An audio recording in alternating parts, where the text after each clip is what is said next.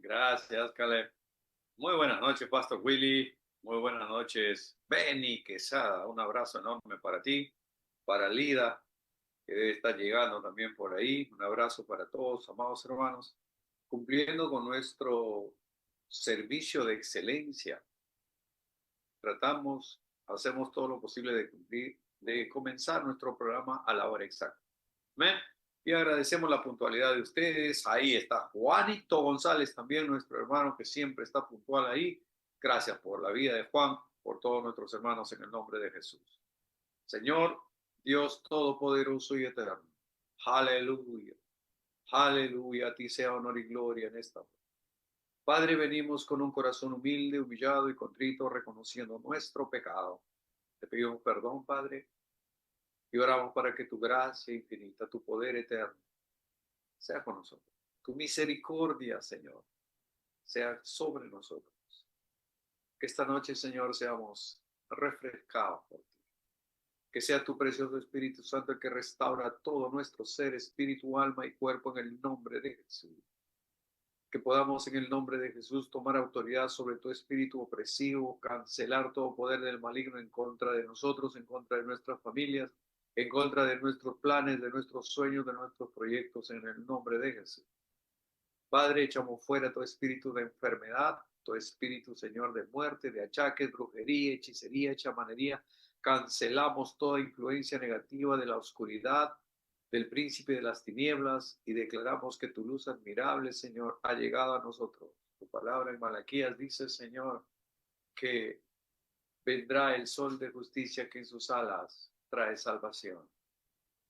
El profeta Malaquías estaba hablando que vendría el Mesías Redentor, que 400 años después vendría Jesucristo, nuestro Mesías profetizado, y en sus alas traía salvación.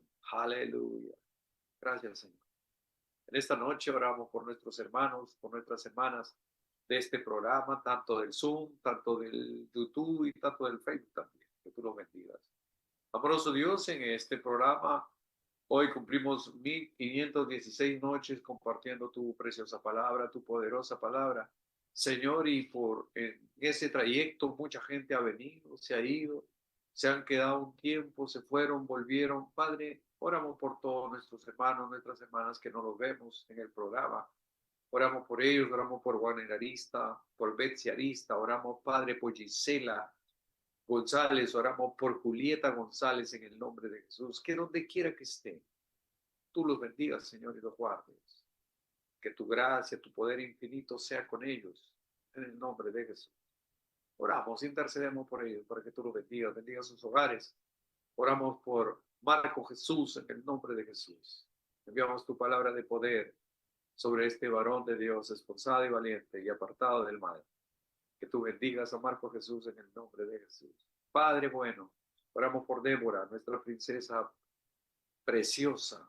Que tú bendigas a esta niña en el nombre de Jesús. A su mamá, a su familia, a su abuela, Señor, a su abuela Catalina que la han operado hace poco. Bendícela. Restaura esa cadera, Padre, de esta anciana en el nombre de Jesús. Oramos también, Señor, por nuestra querida Chorito Guamán, que es mamá de Emilio. Bendícelo, bendícelo, bendícelo, papá. Quite ese malestar de su cuello, de su garganta, de sus amígdalas, de su laringe, faringe, Señor, tráquea, limpia de toda inmundicia, Señor, y guárdalo de todo mal. En el nombre de Jesús oramos por nuestro querido Juan, nuestro querido Juanito, bendícelo, Señor. Que tu gracia sea sobre él, en el nombre de Jesús, y que sea librado y liberado de toda opresión. En el nombre precioso de Jesús, oramos por Juan Bustillo también, bendícelo, libéralo y sánalo. Oramos por nuestro querido Luis Salas. Oh Dios, cuida su casa, cuida a Mateo, cuida a Edith, su esposa, Señor, bendice esta familia. Y que ellos puedan entender realmente cuál es la vida de un creyente fiel y verdadero, en el nombre de Jesús. Estamos en este mundo, Señor, afectados aún por el frío, por el calor, por la lluvia, Padre, por algunas afecciones, por algunos achaques propios de la edad muchas veces. Señor, ayúdanos.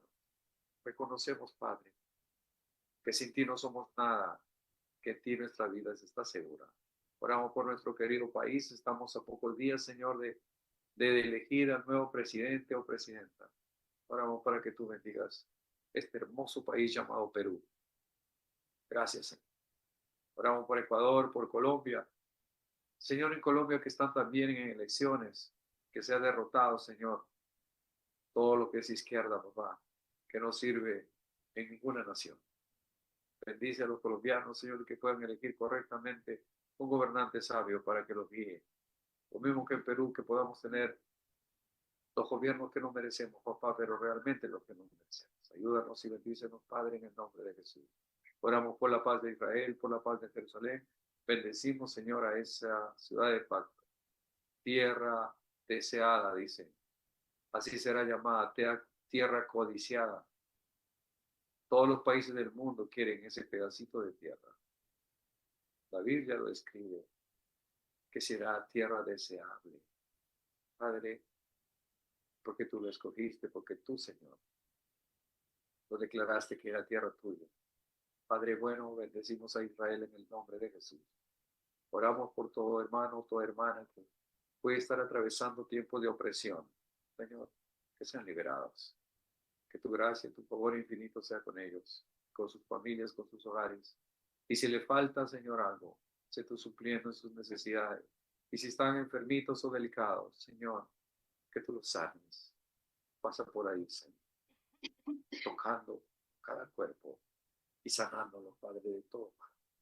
En el precioso nombre de Jesús, bendecimos esta noche este programa, dándote solo a ti honor y gloria. En el precioso nombre de Jesús, amén. Amén y amén.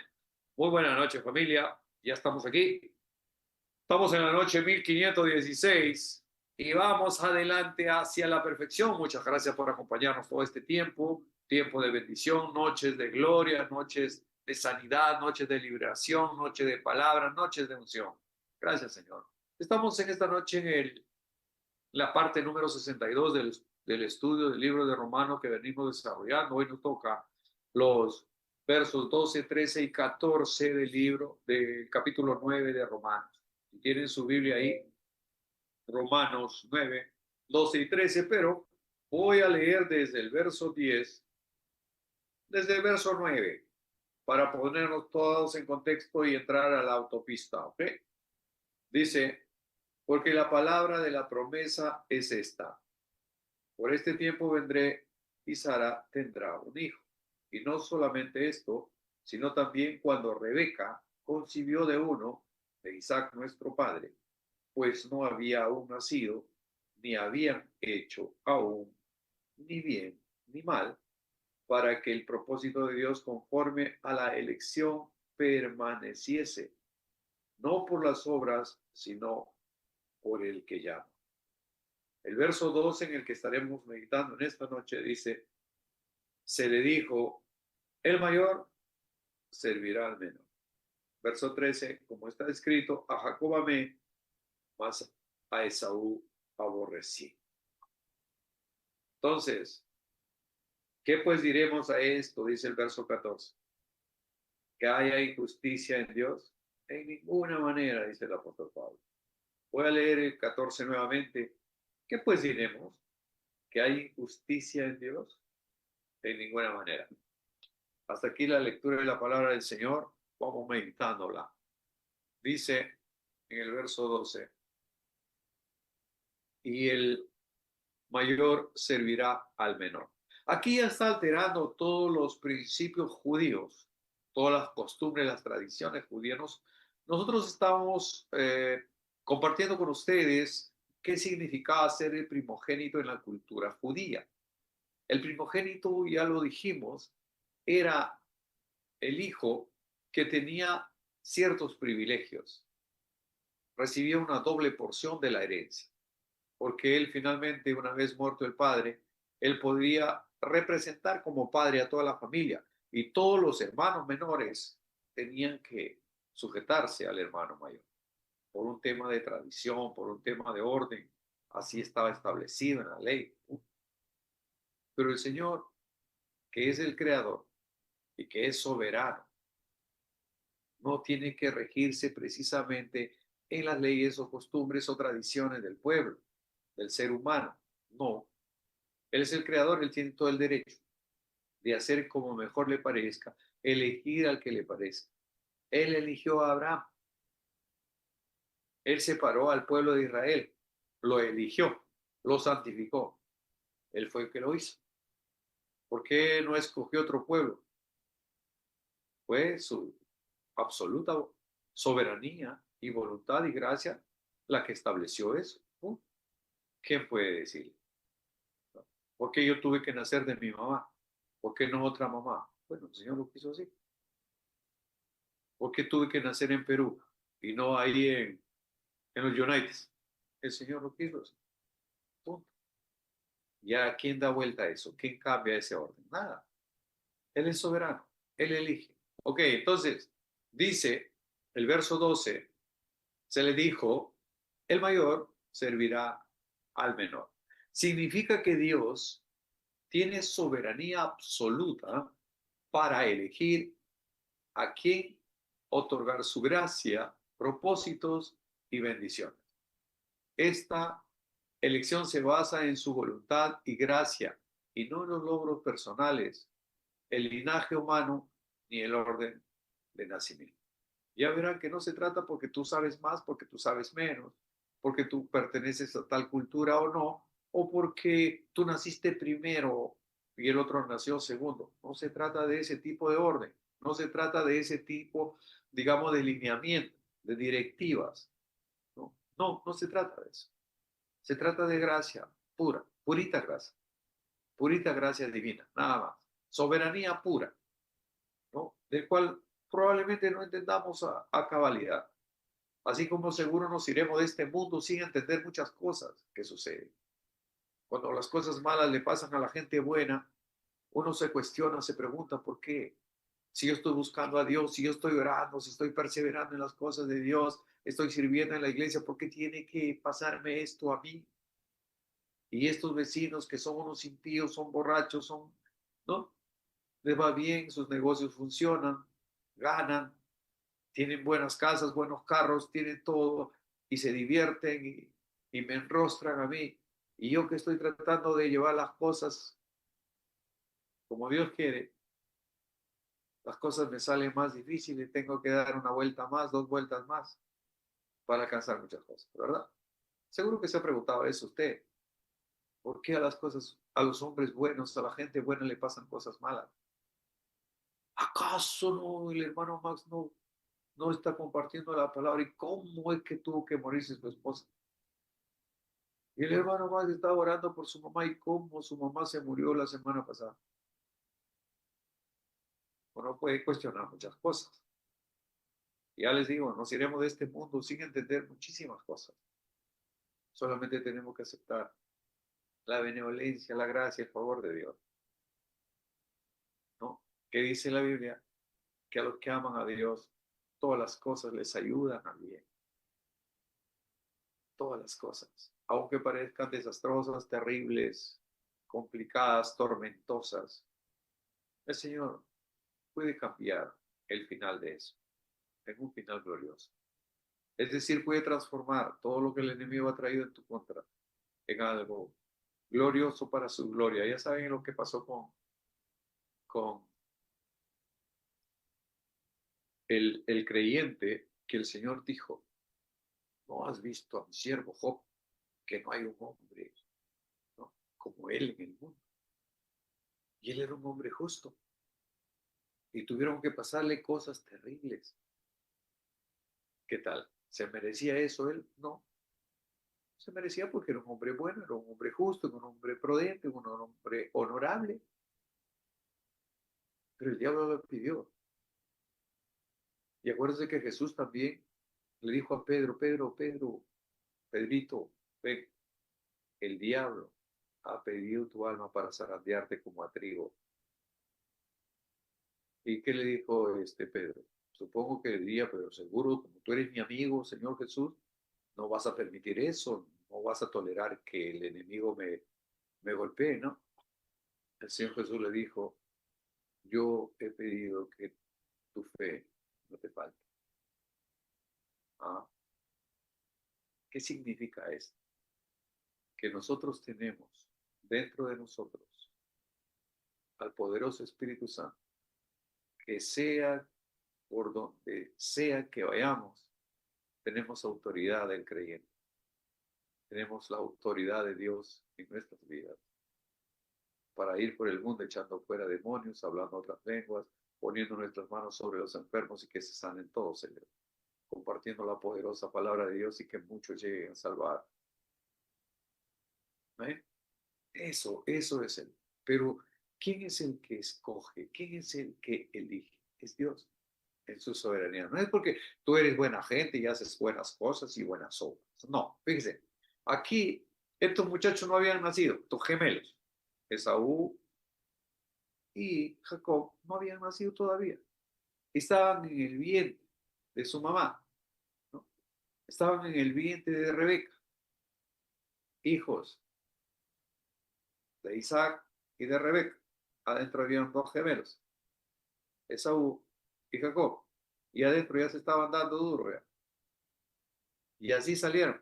Pero nace primero Esaú, lo que para la cultura judía era el primogénito, el que tenía todos los atributos después del papá. Pero el Señor lo cambia todo. El Señor no lo vio a Esaú como que él era el primogénito espiritualmente, sino que en Jacob iba a continuar, ¿no?, las promesas del Padre. Él lo eligió así. Por eso que aquí el pasaje que leímos más adelante dice, ¿no? A Jacob amé y a Esaú aborrecí. Entonces, ¿qué pues diremos? ¿Que Dios es injusto? En ninguna manera, grita Pablo.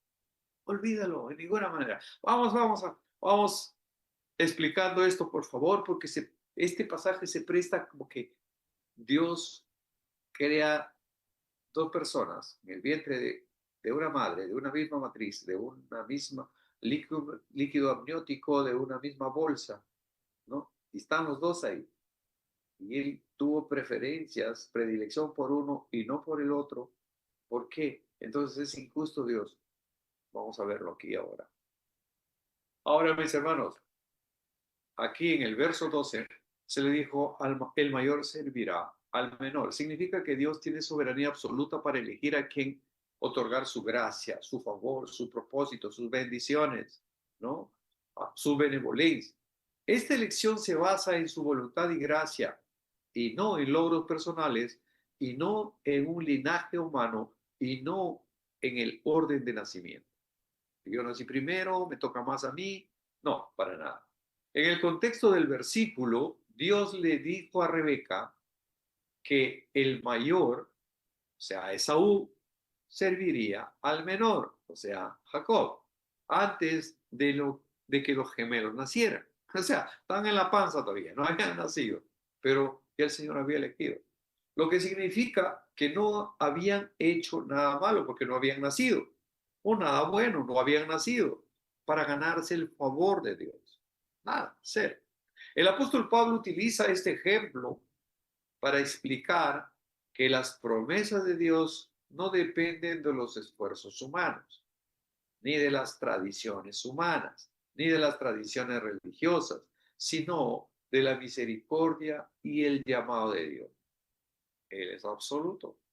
Usted está aquí, mi hermano, porque lo ha llamado el Señor, no porque el hermano Max le convocó. No, usted es cristiano porque Dios fue el que lo llamó. Hay gente que dice que yo estaba perdido y busqué a Dios. No necesariamente es así. Es Dios el que te busca. Dios es el que te encuentra. Tú estabas perdido. Cuando dices busqué a Dios y como que Dios está perdido y Dios no está perdido. Los perdidos somos nosotros. Pero el amor, la benevolencia, la misericordia de Dios es tan tremenda que te alcanza. Tú te vas por la chueca, te sales del camino, te vas al fango y de ahí el Señor te vuelve a traer. ¿Sabes o no? Usted conoce la historia del hijo pródigo, ¿verdad? Eso es una parábola, pero que muestra cómo el hombre se desvía, se descarría, se aparta por su propio camino. hace lo que le da la gana, malgasta sus bendiciones, vergeleando en la vida. Y después llega al nivel sucio, al nivel chancho, al nivel del fango, de estar comiendo con cerdo, que para la cultura judía el cerdo es el animal más despreciable. Y estar alimentando, tener un trabajo de alimentar cerdo, venía a ser pues el escalafón más bajo que podía llegar un ser humano. Y de ahí lo saca el Señor. ¿Por qué? Porque lo había elegido, porque lo había escogido, porque lo había predestinado, porque ya lo había justificado. Delante de Dios él ya era justo y quería glorificar. ¿Amén? Entonces el apóstol Pablo utiliza este ejemplo para explicar que las promesas de Dios no dependen de los esfuerzos humanos ni de las tradiciones, sino de la misericordia de nuestro Dios. En el marco del libro de Romanos, esto sirve para demostrar que Dios puede abrir la salvación a los gentiles, quienes no eran el pueblo de Israel, o sea, todos nosotros. Toda gente, persona que no es judía, es considerada gentil, es llamada gentil. Y como el Señor, que en un inicio la salvación era solamente para el pueblo de Israel, para el pueblo escogido por Dios, Él hace extensiva esta salvación a todo el pueblo gentil. Y en ti serán benditas todas las familias de la tierra, le dijo el Señor a Abraham cuando sellaron ese pacto. Ahora vamos al verso 13. El verso 13 de Romanos 9 dice, como está escrito, a Jacob amé y a Esaú aborrecí. Voy a leer nuevamente. Romanos 9:13, como está escrito, a Jacob amé y a Esaú aborrecí. Esta frase cita el libro de Malaquías 1, 2 y 3. El profeta Malaquías fue el último de los profetas y él ministró, escribió esas profecías entre 450 y 400 años antes de que naciera nuestro Señor Jesús. El profeta Malaquías cierra el Antiguo Testamento. Todo el canon del Antiguo Testamento se cierra con la profecía de Malaquías. De ahí ya no pasa nada. Hay un silencio espiritual. No hay ninguna manifestación. Todo se queda en stand-by por 400 años. Y luego comienza ya el Nuevo Testamento con Mateo, Marcos, Lucas y Juan, con el nacimiento, con la genealogía de nuestro Señor Jesucristo. ¿Ok? Entonces Malaquías, que significa mensajero, el nombre Malaquías, su significado es mensajero. Él es el que profetiza que vendrá el sol de justicia, que en sus alas traerá salvación. Aleluya. Se refería al Mesías Redentor, a nuestro Señor Jesucristo. Avanzamos. Entonces, dice, a Jacob amé y a Esaú aborrecí. Esta frase cita el libro de Malaquías 1, versos 2 y 3, para ilustrar la soberanía absoluta de Dios al elegir a las personas para cumplir sus planes y propósitos redentores. Él es el que elige. En el mismo caso de Moisés. Moisés había sido elegido ya desde antes del vientre de su madre y no su hermano Aarón. Su hermano Aarón, él fue llamado para ser el sumo sacerdote. Él era el padre de los levitas, ¿no? Él era Aarón, pero Moisés tenía una función especial, un llamado especial, a liderar al pueblo hebreo para salir de la esclavitud de Egipto. Pues Moisés. Aarón tuvo otra función. Entonces, el Señor llama, el Señor escoge, el Señor elige. Para ponernos en contexto, Esaú y Jacob eran hermanos gemelos, hijos de Isaac y Rebeca. Hasta ahí ya todo está claro, ¿verdad? Antes de que nacieran, antes de que pudieran hacer ni malo ni bueno, porque no habían nacido, Dios declaró que el hermano menor, o sea, Jacob, sería el elegido para continuar la línea de la promesa. Él lo eligió. O sea, hablando así en crudo, a él le dio la gana, a él le pareció y así lo hizo. Entonces eligió. Pudo elegir a Esaú, y pudo haber respetado la tradición judía en el sentido de que él era el primogénito y los otros tenían que someterse a él, pero no, él alteró la costumbre aquí. Ahora, mientras que el mayor, o sea, Esaú, serviría al menor, esto demostró que la elección de Dios no está basada en méritos y esfuerzos personales ni de buenas obras humanitarias, sino únicamente de su gracia y soberanía. Acá tenemos que aclarar algo con el tema de que a Jacob amé y a Esaú aborrecí. O sea, ¿cómo es eso? Entonces, ¿qué? ¿Dios es injusto? De ninguna manera, dice Pablo. Aclaremos aquí esto. En el lenguaje hebreo bíblico, el verbo traducido como aborrecer o odiar no necesariamente significa tener un rencor, un odio a una persona, ¿no? O una emoción de malicia, no, sino que se usa como un fuerte contraste comparativo, o sea, está haciendo una comparación. Eso es lo que significa.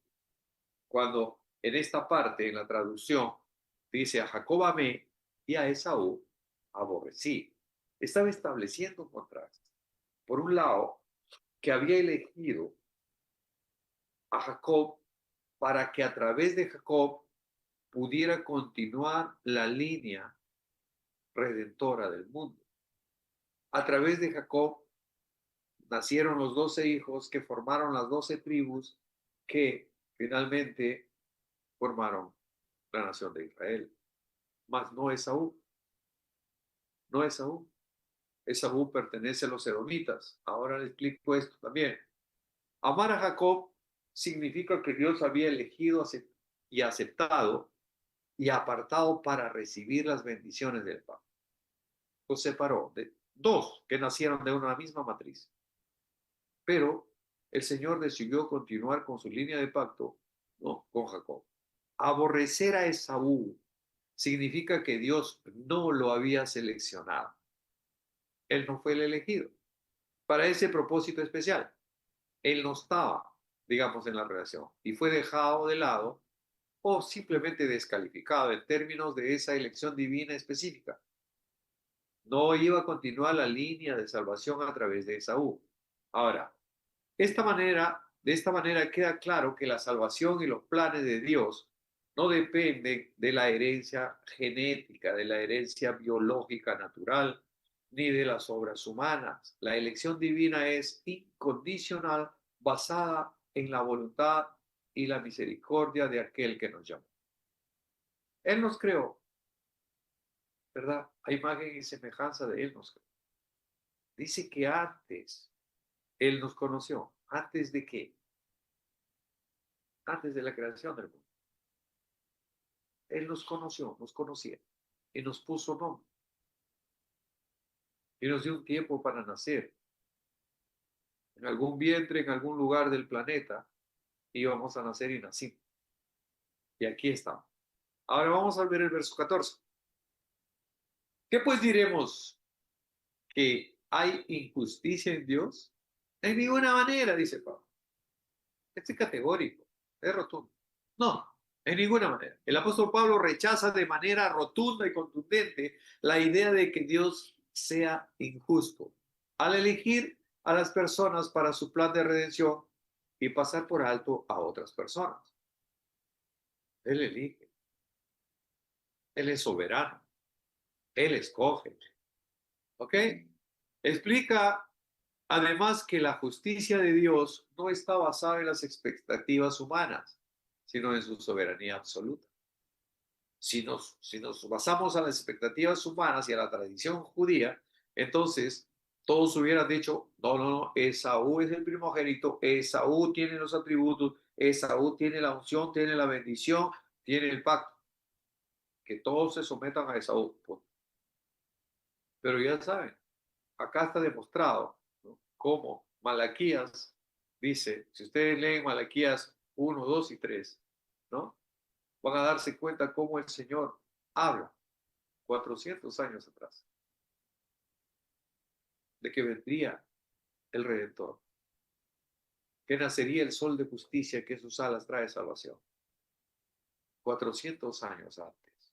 Ahora, el dilema en los versículos anteriores que acabamos de leer, aquí Pablo habla de cómo Dios eligió a Jacob y rechazó a Esaú antes de que naciera, antes de que hicieran o cometieran pecado o hicieran algo malo o bueno o cosas meritorias o mucha actividad bonachona. Antes de nada, el Señor ya los separó. Esto plantea la duda natural. Seguro usted está pensando también lo mismo, igual que yo. ¿Es injusto Dios al mostrar favoritismo? ¿Está manifestándose una pizca de injusticia en Dios? Pablo responde ahí con un retundo, de ninguna manera, de ninguna manera. Argumenta más bien que Dios es el creador y como tal tiene el derecho absoluto de decidir a quién otorgar su gracia. Hasta ahí estamos claros, ¿verdad? Hasta ahí estamos claros. Él es el alfarero, nosotros somos el barro. Él puede agarrarnos y darnos forma, la forma que queremos, ¿no? Más alto, más bajo, más chato, más gordo, más achatado para un lado. O por último, él puede agarrar toda la masa, toda la arcilla, hacer una pelota, una bola de nuevo y comenzar a formarla. Y de repente con otro perfil, ¿cierto? ¿Por qué? Porque él es el alfarero y nosotros somos el barro. Nosotros somos el barro en las manos del alfarero. Él va a darnos forma conforme a su voluntad. Él dirá, yo quiero una vasija así, así de alargada, con un cuello bien largo, o de repente otra o más chata, qué sé yo, no sé. Total, eso pertenece a la soberanía de Dios. Eso pertenece a la voluntad absoluta, única, perfecta de Dios, el cual es inmutable, el cual no resiste análisis. No resiste análisis. Él lo hace porque lo hace, porque Él es Dios. Entonces, nuestros tiempos, aún nuestros tiempos están todos contados. Nuestros días están contados. Nuestra vida está escrita ya. ¿Ah? Interesante, ¿verdad? ¿Sabe? Sí, anoche creo que sí. Como a las 12 de la noche, cuando nosotros estábamos comenzando a dormir, escuchamos aquí en el primer piso, nosotros vivimos en un segundo piso que da a la avenida, y un llanto de una mujer por ahí que lloraba por su hermano que acababa de fallecer en la otra cuadra, o sea, en emergencia del Hospital Baiza, donde vivimos.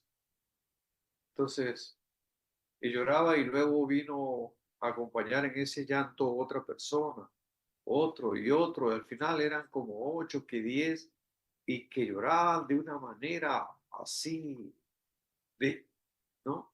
Desconsolada, sin fe, sin esperanza. Una de ellas gritaba, mi hermano, lo mataron a mi hermano no merecía morir así. ¿Por qué? ¿Por qué? ¿Por qué? Gritaba. Y nosotros acá en el segundo piso y seguro todos los del edificio nadie podía dormir porque gritaban con todas sus fuerzas que toda la cuadra estaba escuchando ese llanto de dolor, ese llanto de duelo, ese llanto de no respuesta, que no sabes cómo darle una respuesta. ¿Por qué tenía que morir su hermano? Y escuchaba decir a una de ellas, este mi hermano era el mejor de todos, el más honesto, el más trabajador, el que quería a mi mamá y se acordaban de los atributos de la persona que acababa de morir, ¿no? Y, y por otro lado aparecía palabras de odio, de venganza contra otros que probablemente en su momento no lo trataron bien o no lo entendieron. Y esa era una discusión y se demoró como hasta la 1:30 de la mañana y no hemos podido dormir bien nosotros, Caleb y yo, porque justo estaban como que debajo de nuestra ventana en ese bullicio. Y podíamos ver claramente cómo su tristeza era tan grande de todos.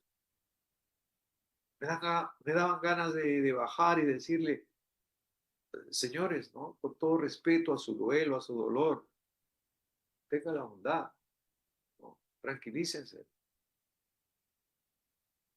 Mi mamá el jueves pasado falleció y no por eso tengo que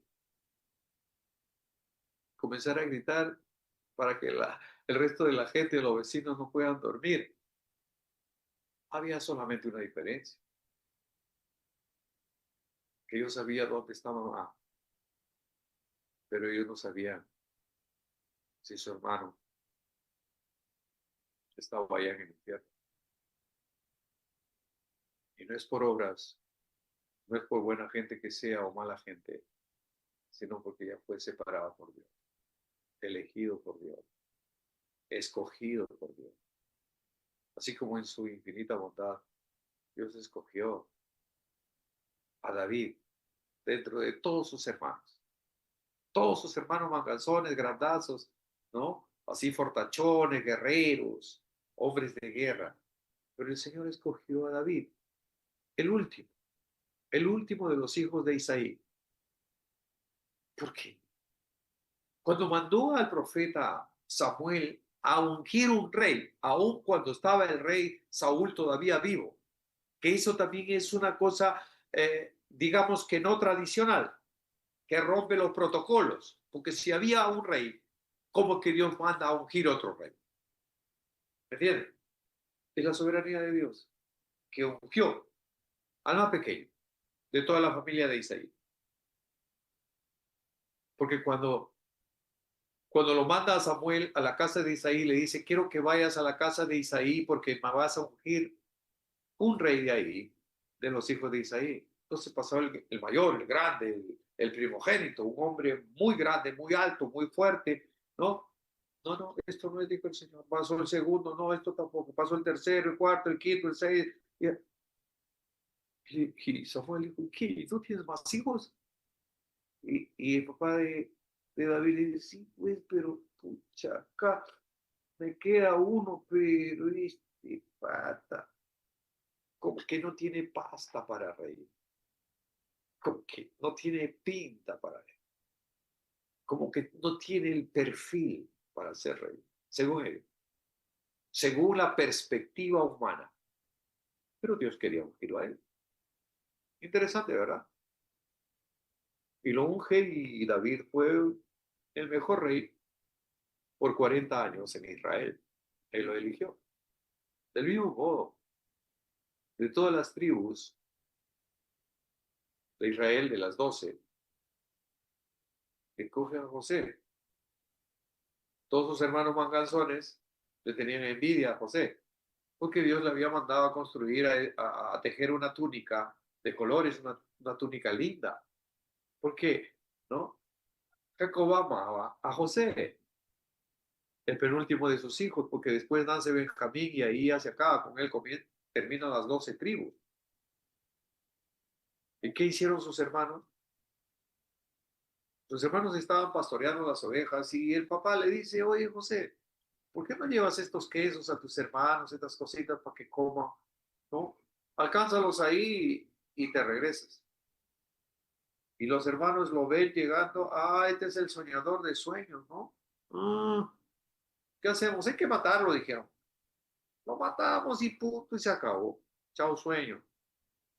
San se acabó el soñador de sueños, porque así le decían soñador de sueños, le decían a José.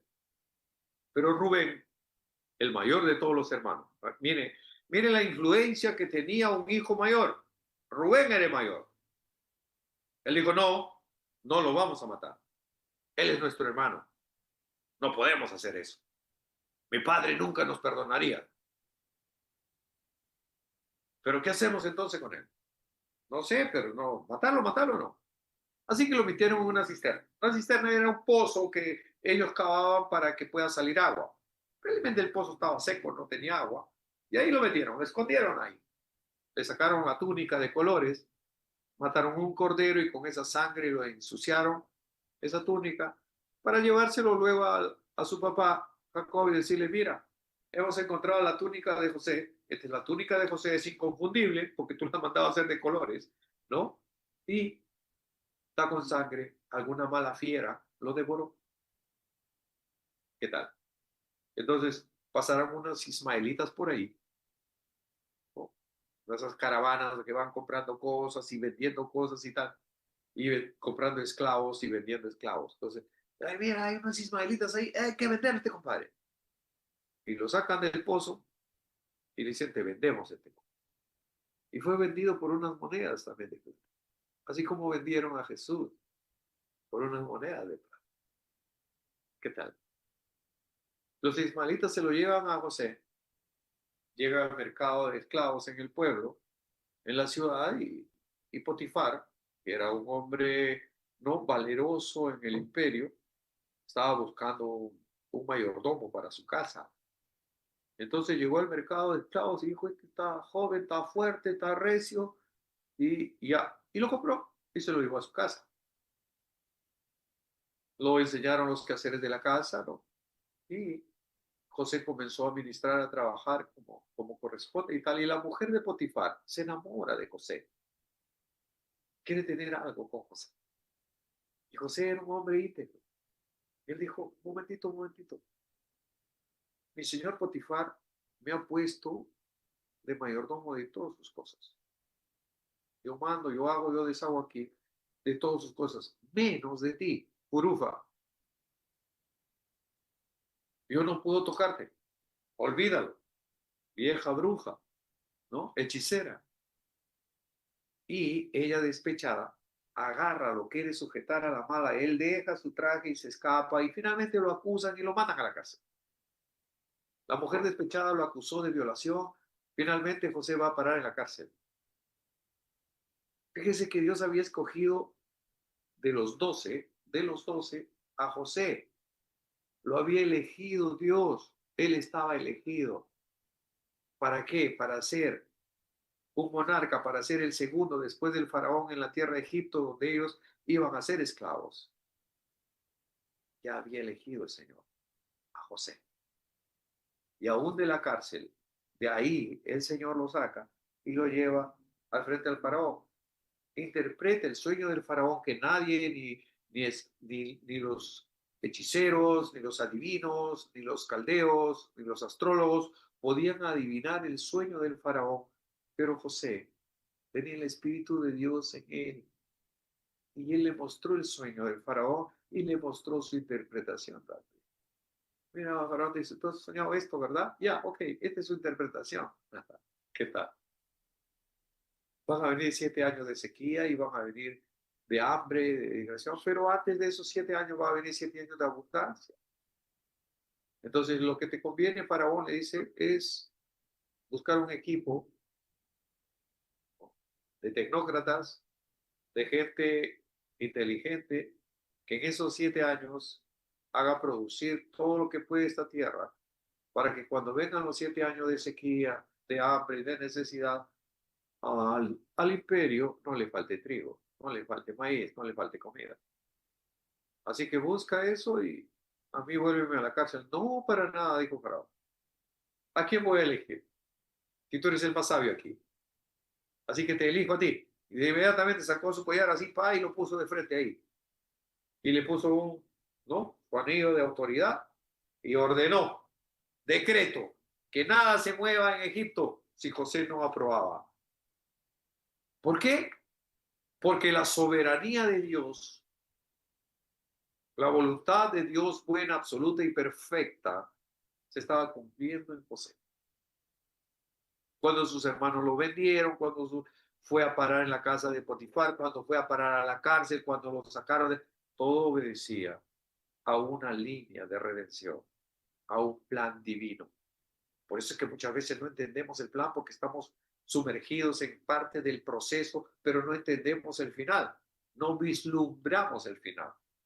Entonces nos adelantamos a juzgar, a criticarle a Dios. ¿Por qué? ¿Por qué? ¿Por qué? Como decían esta noche o antes de anoche, estas personas ahí que habían perdido a su hermano y lloraban desconsoladamente. Era un llanto terrible, pero con grito, que no dejaban dormir, no dejaban dormir. Así que hemos dormido muy tarde, por eso estamos medio soñolientos ahora. Pero bueno, Dios es bueno todo el tiempo. Todo el tiempo Dios es bueno. Como decíamos acá para terminar, definamos el concepto de gracia. ¿Qué cosa es la gracia? Cuando se habla de la gracia divina, de la gracia de Dios, ¿qué cosa es la gracia? La gracia es un don, un regalo inmerecido. No nos merecemos. No nos merecemos eso, pero el Señor te quiere dar. A Él le da la gana de dar. Punto. Entonces, eso es una gracia. Esa es la gracia divina, es un don inmerecido. Si Dios estaría obligado a salvar a todos por igual, ya no sería gracia ni misericordia, sino una deuda. Ahora, Dios no le debe la salvación a nadie, porque Dios no es deudor de nadie. ¿Ven? Ha extendido su amor, su gracia y su favor para toda la humanidad, sí, pero Él no está obligado a salvarle a todos. ¿Qué dice Juan 3:16? Porque de tal manera amó Dios al mundo que ha dado a su Hijo unigénito, para que todo aquel que en Él crea, ya verán, no es para todos. O sea, no todos son salvos. Muchos son los llamados, pocos los escogidos. Está extendida universalmente. Pero como verán, dice, porque de tal manera que ha dado su Hijo para que todo aquel que en Él cree no se pierda, más tenga vida eterna. El que no cree ya ha sido condenado. El que rechaza la salvación ya está condenado. Ya está frito pescadito. ¿Ok? Queridos hermanos, siempre es una tremenda bendición compartir con usted. Yo confío en Dios que estas 62 lecciones del libro de Romanos estén siendo de bendición para ustedes. Si es posible, hagan algún comentario ahí, que les está ayudando o no, porque todos se quedan ahí muditos, no dicen nada, no escriben nada, y los otros hermanos no sabemos cómo va, si están siendo edificados o no. Me agradaría por ahí que puedan poner ahí, me está sirviendo de algo, o eso ya lo sabía, o qué bueno que seguimos en esto, me tocó el corazón este mensaje, qué sé yo. Podría ser bueno, no para mí, sino para los hermanos que sí leen el chat y que están necesitando de una palabra de aliento, de una palabra de amor, de una palabra que pueda transformar su situación. Es una palabra diferente. Una sola palabra puede cambiar tu atmósfera. Un toque de Dios cambiará tu historia para siempre. Un toque de Dios sanará todo tu ser, espíritu, alma y cuerpo. Podemos decir confiadamente, pasa por aquí, Señor, tócame, te necesito. Entonces, amados hermanos, si el Señor nuestro Dios Todopoderoso, nuestro Señor, Él lo quiere y lo permite, a Él le da la gana. Mañana en este mismo horario aquí, al pie del cañón, para seguir compartiendo su poderosa palabra. Dios es bueno todo el tiempo, todo el tiempo. Dios es bueno. Y el día viernes estará con nosotros Pastor Willy Arce, desde Costa Rica, allá donde para pura vida, todos los ticos, pura vida. Un abrazo para todos, que el Señor lo bendiga grandemente. Los amamos, Caleb y yo. Cuídense mucho, bendiciones familia, hasta mañana. Aleluya.